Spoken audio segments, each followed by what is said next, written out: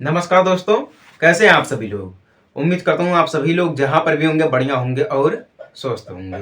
तो आज का हमारा नया चैप्टर है relation and function, class 11th का chapter number 2। Relation and function हमारा एक इम्पोर्टेंट चैप्टर है। ये चैप्टर जो हमारा है इसका हम प्रयोग अपने दैनिक जीवन में अधिकतर करते हैं।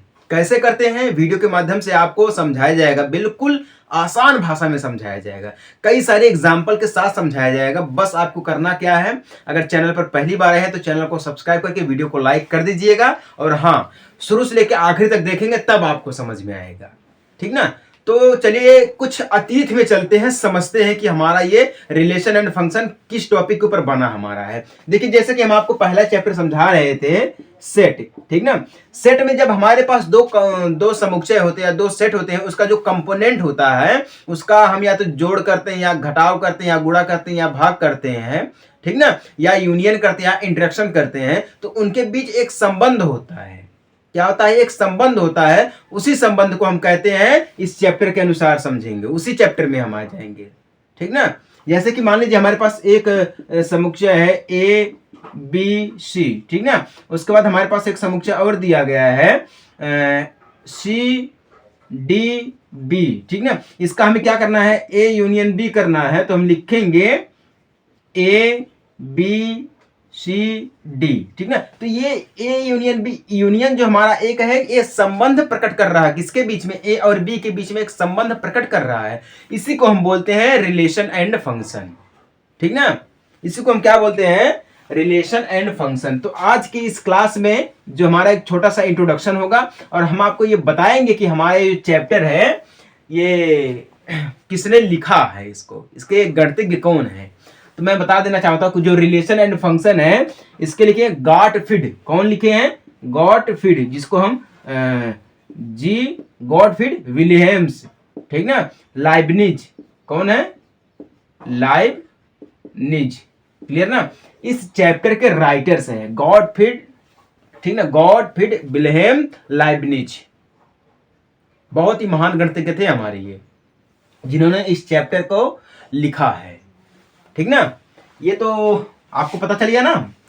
अब आइए हम ये समझ लेते हैं कि हमें इस चैप्टर में क्या क्या चीजें पढ़नी है, क्योंकि देखिए अगर कोई चीज अगर हमें समझनी है तो उसके बारे में पता होना हमें बहुत ही जरूरी है कि नहीं है। जैसे कि मान लीजिए हम कहीं पर जा रहे हैं किसी से बात करने के लिए, लेकिन हम क्या बात करेंगे वहां पर जाकर, हमें पहले सोचना पड़ता है।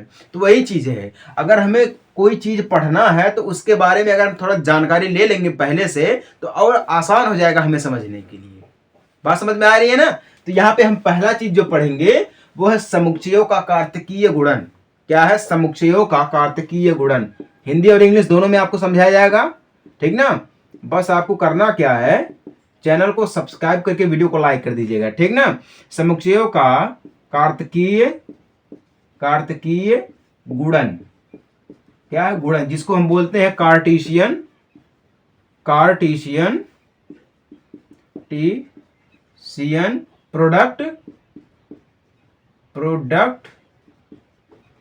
प्रोडक्ट ऑफ सेट, यानी कि समुच्चयों का कार्तिकीय गुण यानी कार्टेशियन प्रोडक्ट ऑफ सेट, ठीक ना। पहला पॉइंट हमें ये पढ़ना है।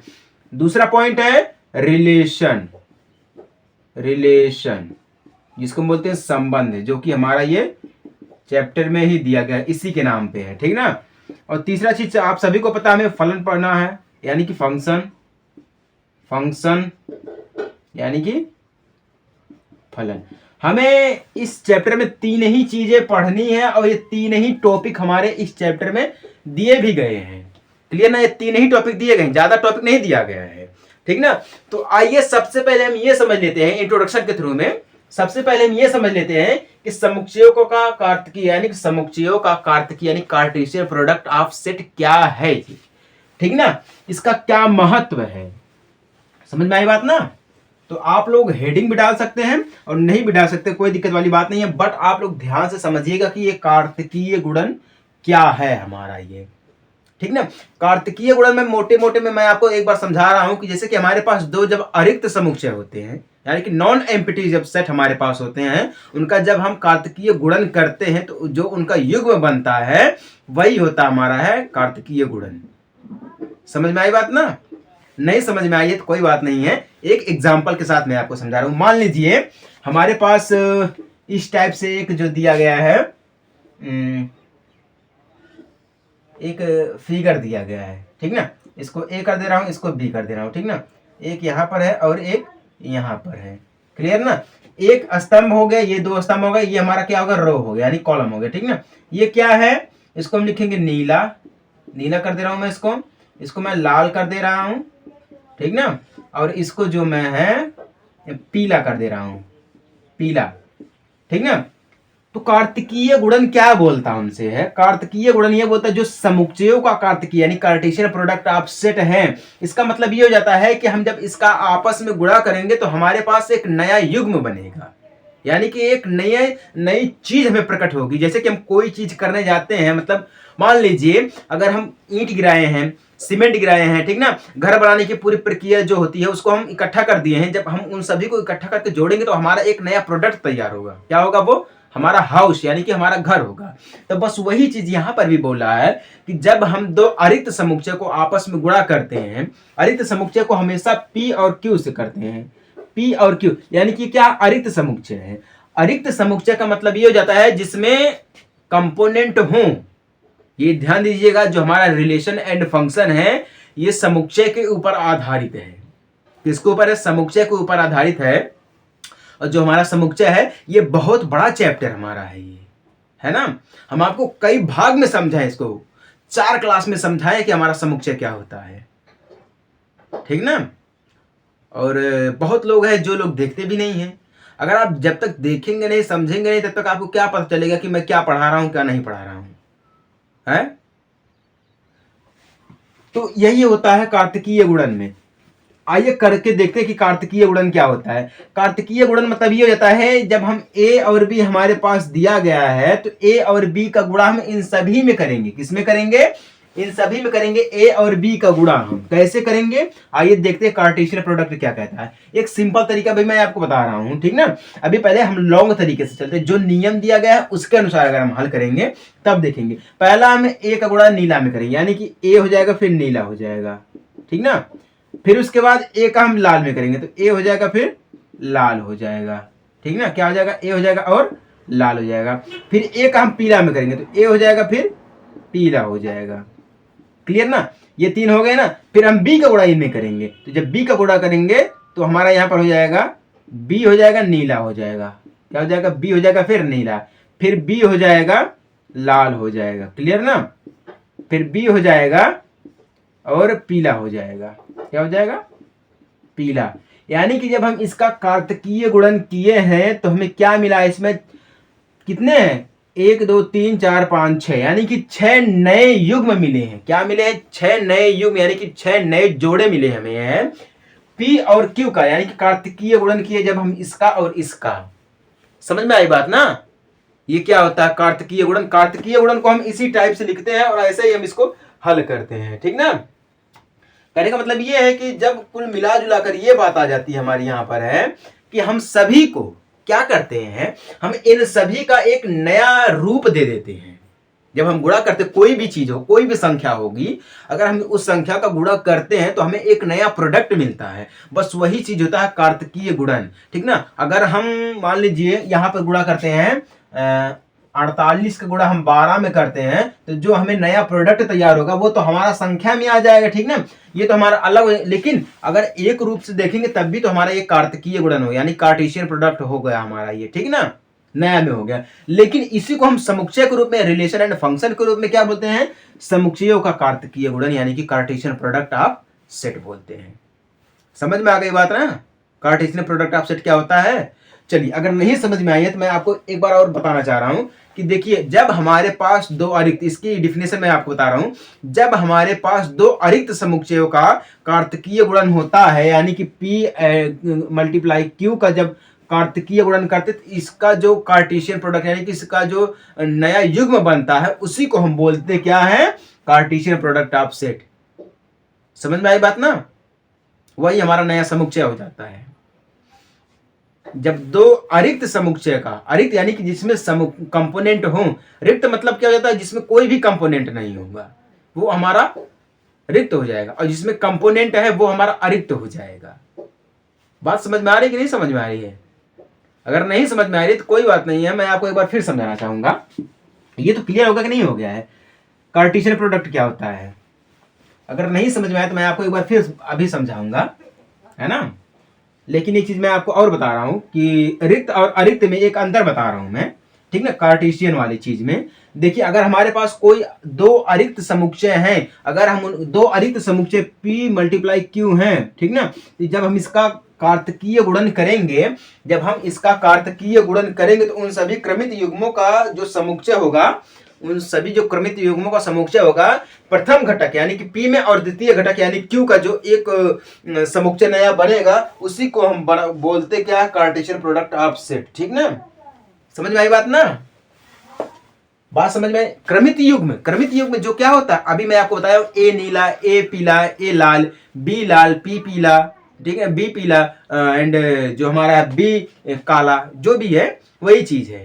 ठीक ना? तो प्रथम घटक को लेकर और द्वितीय घटक को लेकर जो हमारा नया एक क्रमित युग्म बनता है, उसी को हम बोलते हैं कार्टेशियन प्रोडक्ट ऑफ सेट, जिसमें एक अरिक्त समुच्चय होता है। अरिक्त मतलब जिसमें कंपोनेंट हो। अगर मैं आपको यहीं पर यह बोल दूं, अगर हमारे पास दो रिक्त समुच्चय है, रिक्त समुच्चय का मतलब क्या होता है, जिसमें एक भी कंपोनेंट ना हो, जैसे कि हमारा फाई में कोई भी कंपोनेंट या कोई भी समुच्चय नहीं है। ठीक ना? तो जब हमारा ये अरिक्त समुच्चय का गुणा करते हैं, कार्तकीय गुणन करते हैं, तो इसका जो हमारा नया कंपोनेंट बनता है या कार्तकीय गुणन बनता, वो भी हमारा अरिक्त समुच्चय ही बनता है। इतना याद रखिएगा। अरिक्त समुच्चय का गुणा अगर हम करेंगे, कार्तकीय गुणन करेंगे, तब भी हमारा अरिक्त समुच्चय ही बनेगा, उसमें कोई भी समुच्चय नहीं रहेगा। लेकिन अगर हमें रिक्त समुच्चय का अगर करेंगे, अगर हम अरिक्त समुच्चय का करते हैं, तो वहां पे हमारा नया कंपोनेंट एक बनेगा। ठीक ना? अगर रिक्त समुच्चय का करते हैं तो नहीं बनेगा। बात समझ में आई कि नहीं समझ में आई? बहुत ही आसान है। अगर नहीं समझ में आई है तो कोई बात नहीं है, मैं आपको एक बार फिर से समझा देना चाहता हूँ। मान लीजिए, चलिए सपोज दैट आप बहुत लोग देखिए क्या है ना, टूरिस्ट के रूप में घूमने जाते हैं। मान लीजिए कि बहुत लोग जो है टूरिस्ट के रूप में घूमने जाते हैं, बाइक राइडर्स करते हैं, है ना? हमारे देश में कई सारे बाइकें हैं, कई सारे राज्य हैं, ठीक ना? तो उन्हीं राज्यों को अगर हम देखते हुए चलेंगे, तो हमारे पास सपोज दैट मान लीजिए इस टाइप से एक नंबर्स दिया गया है। ठीक ना? इन सभी नंबर्स को हम मिलाएंगे। देखिए, एक हमारा हो गया DL यानी कि दिल्ली का नंबर हो गया, ठीक ना? एक हमारा हो गया AZ यानी कि यूपी का नंबर हो गया, UP 50 यानी कि AZ, ठीक ना? आजमगढ़ का नंबर हमारा हो गया। एक हम ले लेते हैं EMH यानी कि महाराष्ट्र का नंबर ले लेते हैं, ठीक ना? एक हो गया दिल्ली का, एक हो गया आजमगढ़ का, ठीक ना? या यूपी ले लेते हैं, आजमगढ़ में क्या हमारा होता है, यूपी रहेगा, ठीक ना? दिल्ली, यूपी और महाराष्ट्र, ये 3 नंबर हम ले लिए हैं, ठीक ना? अब हम 3 नंबर का बारी बारी से आपस में गुणा करेंगे। आपस में गुणा मतलब ये हमारा हो जाएगा पहला, ये हमारा हो जाएगा दूसरा, और ये हमारा हो जाएगा तीसरा। ठीक ना? अगर हमें इनका एक कार्तकीय गुणन करना है, क्या करना है, कार्तकीय गुणन करना है, तो हम कैसे करेंगे? एक आसान चीज मैं बताऊं, अगर यहाँ पर 3 दिया गया, यहाँ पर 3 दिया गया, 3 का गुणा हम 3 में कर देंगे, तो बराबर 3 3 9, इसमें 9 क्रमित युग्म बनेंगे, जैसा कि पहले हम आपको बताए थे। और नीला, ठीक ना, लाल एंड पीला, ये 3 थे। फिर हमारा क्या था, A था, B था, ठीक ना? अगर हम 2 का गुणा 3 में करते हैं, यानी कि 3 ये हमारा नीला, लाल, पीला है, तो 3 हमारा हो गया AB यानी कि 2 बराबर अगर गुणा करेंगे तो 6 हो जाएगा। कहने का मतलब ये है कि अगर हम इसका डायरेक्ट भी गुणा करते हैं, तो अब तो हमारा ये क्रमित युग्म में जितने बनेंगे वो तो संख्या मिल जाएगी, लेकिन कैसे बनेगा ये नहीं मिलेगा हमें। समझ में आ रही बात? नहीं समझ में आ रही है? जो संख्या है वो तो हमें मिल जाएगी, लेकिन क्रमित युग्म क्या है, क्या बना है, वो हमें नहीं प्राप्त होगा। ये एक तरीका होता है। अगर कहीं पर एग्जाम में आपसे पूछ लिया कि आप बताइएगा ये क्रमित युग्म क्या होता है, ठीक ना, इसकी संख्या क्या है, तो आप क्या संख्या बताएंगे? आप फटाफट बोलिए कि संख्या क्या बताएंगे, आप संख्या क्या बताएंगे। अगर संख्या सिर्फ आपसे पूछेगा तो आपस में कर देंगे गुणा, ठीक है। अगर क्रमित युग्म पूछ दिया, मतलब ये बताइए कि क्रमित युग्म है, कौन कौन से क्रमित युग्म इसके बनेंगे, अगर ये पूछ दिया तो आपको करना क्या होगा, पहले गुणा करना होगा, ठीक ना। डीएल का करना होगा 0 1 में, ठीक ना। फिर डीएल का करना होगा 0 2 में, फिर डीएल 0 3, क्लियर ना। फिर यूपी 0 1, फिर यूपी 0 2, फिर यूपी 0 3, फिर एमएच यानी कि महाराष्ट्र 0 1, फिर एमएच यानी कि महाराष्ट्र 0 2, फिर एमएच महाराष्ट्र 0 3। तो आप ये बताइएगा कि 1 2 3 1 2 3 1 2 3 यानी कि 3 3 6 3 9, यानी कि कहने का मतलब ये है, अब ये जो बना हमारा है ये क्या, अरिक्त समुच्चय का एक नया हमारा संबंध बना, इसी को हम बोलते हैं कार्टेशियन प्रोडक्ट ऑफ सेट। क्या बोलते हैं, कार्टेशियन प्रोडक्ट ऑफ सेट बोलते हैं, ठीक ना। समझ में आई बात कि नहीं समझ में आई है? अगर समझ में आ गई है तो बहुत अच्छी बात है आपके लिए भी और सभी के लिए समझ में आ गई हो तो। ये सब आसान है, ज्यादा मेहनत करने की जरूरत नहीं इसमें है। कार्टेशियन प्रोडक्ट ऑफ सेट, इसी के ऊपर बना हमारा पहला एक्सरसाइज, कार्टेशियन प्रोडक्ट के ऊपर ही बना हमारा पहला एक्सरसाइज। इसके मैं कुछ नियम मैं आपको बता रहा हूं, ये समझ में आ गए कि नहीं समझ में आ गया? अगर समझ में आ गया तो चलिए ना, इसमें देख क्या रहे हैं आप लोग। इसके मैं कुछ और भी नियम बता रहा हूं, जैसे कि देखिए कभी कभी होता है ना कि जो कंपोनेंट होते हैं वो आपस में बराबर होते हैं, मतलब बराबर कंपोनेंट समान होते हैं, इक्वल सेट होते हैं, ठीक है। तो वहां पे देखिए समान कंपोनेंट हमारे कैसे बनेंगे या समान समुच्चय हमारा कैसे बनेगा, जब कार्टेशियन प्रोडक्ट ऑफ सेट में दो क्रमित युग्म रहेंगे। क्या रहेंगे, दो क्रमित युग्म समान कब रहेंगे, क्योंकि ये बोलता है ना कार्तिकीय गुण यानी कि क्रमित युग्म, ये क्रमित युग्म समान कब रहेंगे, जब समुच्चय के प्रथम घटक और समुच्चय के द्वितीय घटक के कंपोनेंट बराबर रहेंगे, तब उसको हम बोलते हैं कि ये क्या है, दो क्रमित युग्म समान है कि नहीं, क्या है, समान है।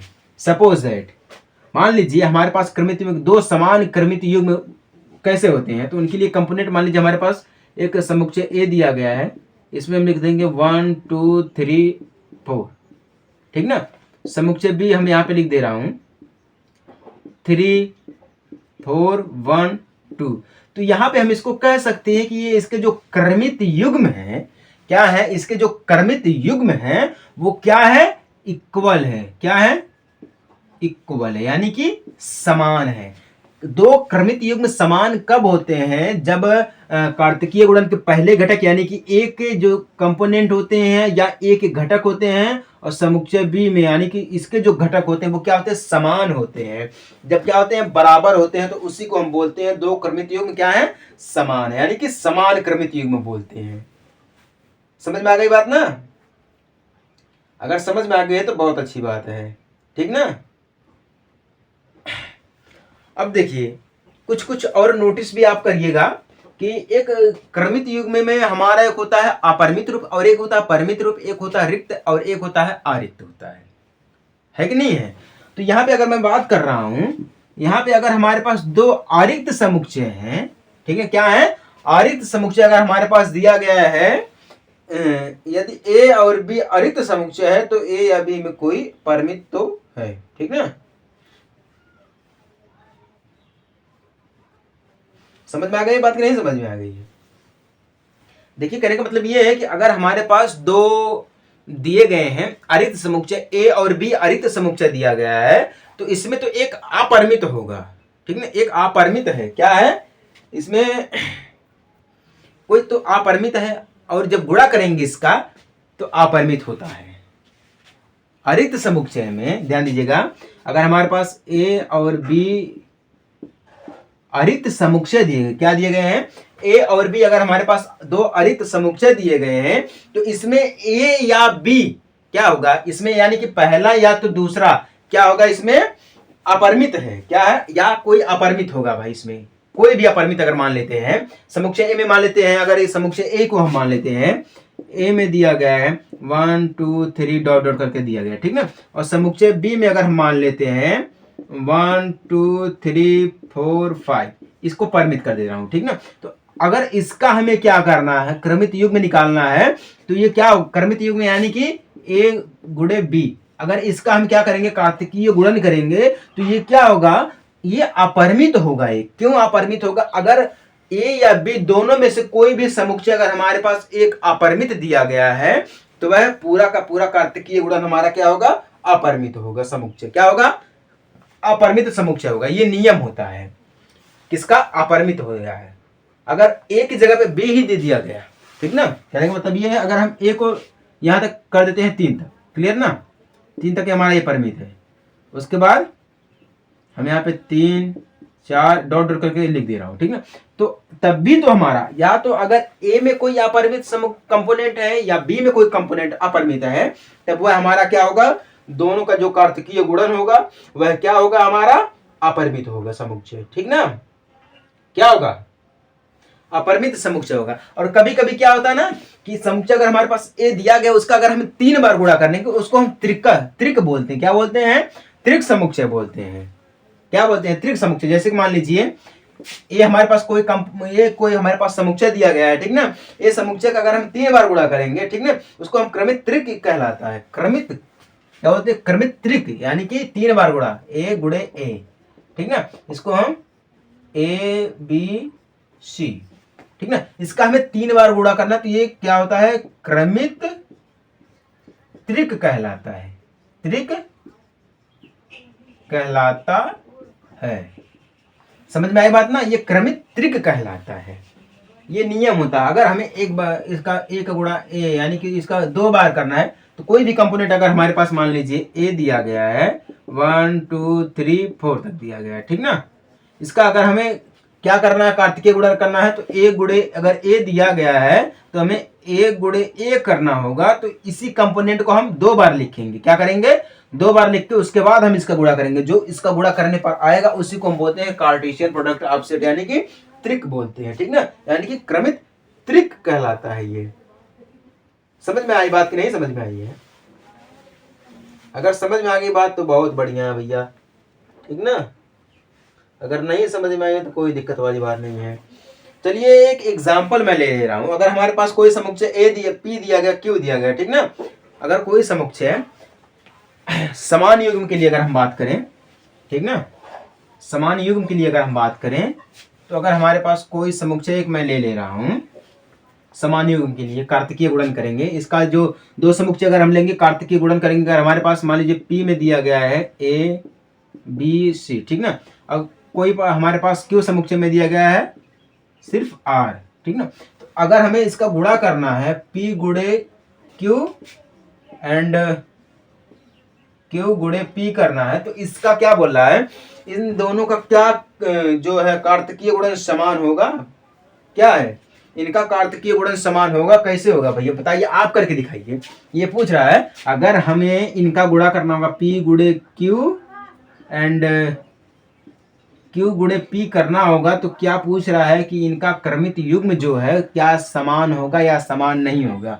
आप हमें ये बताइए, एक एग्जाम्पल है, ठीक ना, एग्जाम्पल है ये, तो आप बताइएगा, आप लोग सोच के बताइएगा। एक बार कमेंट आप अपने बढ़िया तरीके से देखिए, करिए, समझिए, एक बार इसको हल करिए, देखिए क्या ये हो रहा है, हैं? क्या हो रहा है? अगर हो रहा है तो बहुत अच्छी बात है, अगर नहीं हो रहा है तो कोई बात नहीं भैया, एक बार करिए, देखिए हुआ किसी से, नहीं हुआ तो कोई बात नहीं है, हम करके दिखा रहे हैं।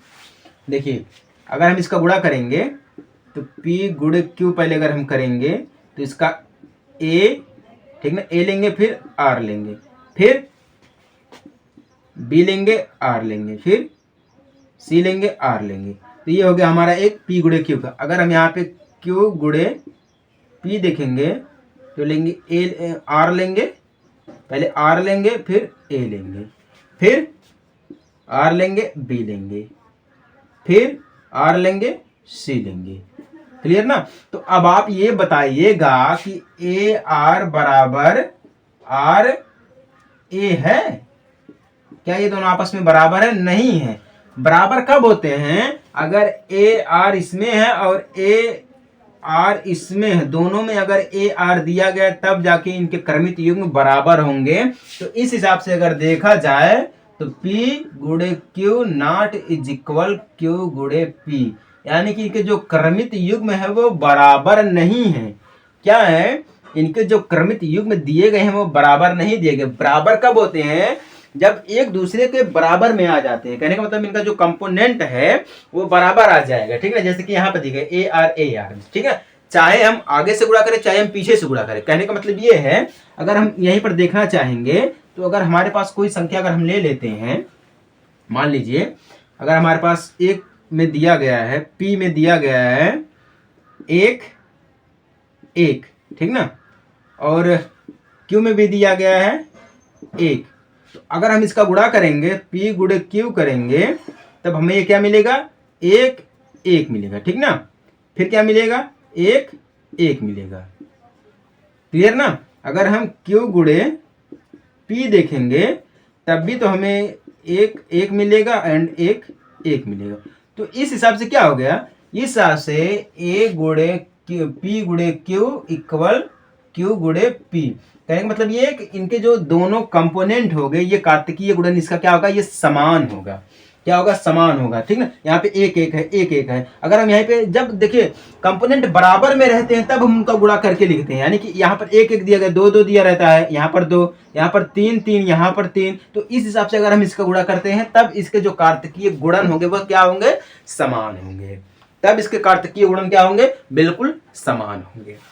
समझ में आई बात ना? तो यही हमारा होता है कार्टेशियन प्रोडक्ट ऑफ सेट। अगर समझ में आ गया तो बहुत अच्छी बात है। वीडियो को लाइक करके चैनल को सब्सक्राइब कर दीजिएगा, ठीक ना। तो चलिए मिलते हैं हम आपसे हैं अगली क्लास की तरफ एक छोटे से ब्रेक के बाद। तब तक के लिए जय हिंद, वंदे मातरम।